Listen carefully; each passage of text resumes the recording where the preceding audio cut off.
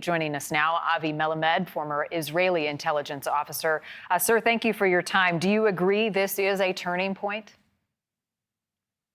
Hello, Mary. Thank you for having me. Yes, I mean, from different perspectives, it is a turning point. First and foremost, the fact that the United States of America showed that it is willing to use might in case diplomacy doesn't work in order to secure its interest and the interest of its allies. We should remember that the region is looking at the United States and to what extent the United States is able to conduct a policy that in the end of the day could result in the stability in the region and not instability.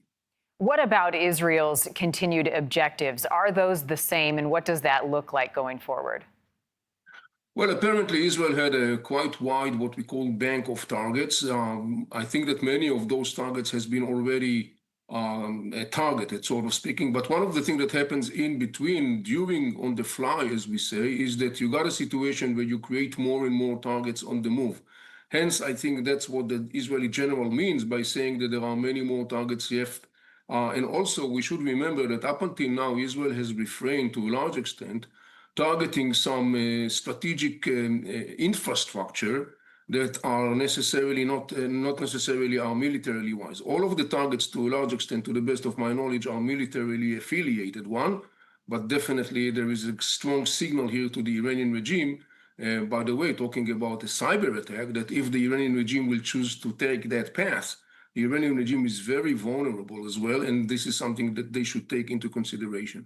You know, no one expected for Russia and Ukraine to continue to be at war all these years later. It has become a war of attrition. Is Israel prepared for that, no matter how long it takes fighting Iran? I don't think so, and I don't think neither of the sides really is interested in a war of attrition. In the end of the day, I think it's both sides' interest to find the way to exit that situation. I think that each side is trying to find the exit in the best circumstances. Obviously, you can understand that, but I don't think there is a tendency or intention or desire to be engaged in an attrition war. But yet again, we do know that sometimes war have their own dynamics, even though, again, I don't think that we are looking at an attrition war. I hope not. Iran's leadership is meeting with Russia today, the foreign minister. How does that development factor into the calculation and Israel's response? I think it's very significant, and there is another significant player that we should pay attention to, and that is China. China has been quite mute during that conflict, relatively speaking, standing on the sideline. But China is not really on the sideline because China and Russia are strong allies of the Mullah regime.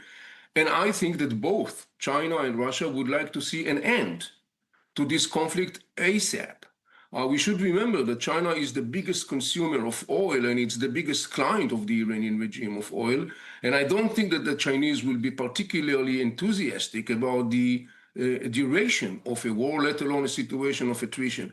So I think that the role of China and Russia in that regard is very significant, and particularly the role of China, because, again, it has been quite mute, but I have no doubt that beyond the scenes there is a Chinese pressure on the Mullah regime to move towards exit and ending this situation. You're right about that. Some serious players at this point in the conflict. Avi, thank you for your time, sir.